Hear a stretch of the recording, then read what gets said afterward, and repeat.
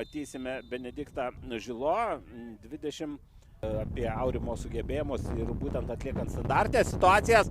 Gali būti visko ir kamuolys atsitrenkia į virpstą, tačiau vartų linijos nekerta. Kamuolys, man ir ne, vis tik tai Transinvest įmeta jį ir čia gali būti labai pavojinga.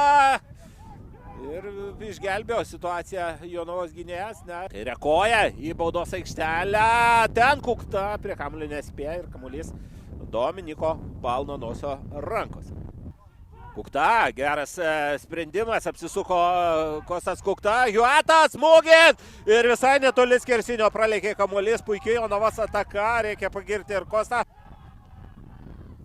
Juatui rado progą jam atiduoti kamuolį, jis gali būti labai pavojingas, perdavimas smūgis ir kamuolys vartose.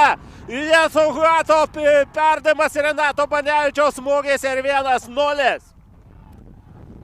Na, suveikė šį jungtis jau ne pirmą ir ne antrą kartą. Yra matyti tam tikri susitarimai, Renatas Banevičius ištraukė žaidėją ir dar vienas smūgis. Dar vienas smūgis, po kurio Hugo Figuredo siunčia kamuolį į vartus ir čia vėl puikus namų darbas, ne veltui ten Renatas Banevičius išbėginėjo. Puikiai paruošti namų darbai. U16 nugalėjo Kauno Žalgirį. Čia pavojingas perdavimas ir nedaug trūko, kad galėjo ten. Na, įsibėgėjęs ten Banevičius, geras perdavimas, Banevičius prie baudos aikštelės, smūgis ir kamuolys skriejo į artimą į kampą. Česnauskis.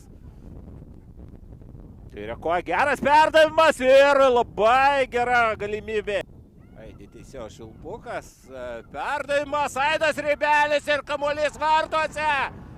Aidas Rybelis trečią kartą siunčia kamuolį į vartų tinklą, rezultatas tampa 3-0 ir dar viena Jonavos standartinė situacija baigėsi tuo, kuo turbūt norėtų Jonavos trenerių štabas, kad visą laiką baigtųsi. Išvengia kelių futbolininkų, žaidžia toliau, Junesas Huatas, smūgis ir puikus įvartis! Junesas Huatas, bravo, bravo! Na, tiesiog įvartis, kuris galėtų papuošti bet kurio rango rungtynes ir Huatas nusipelno tokio šventimo.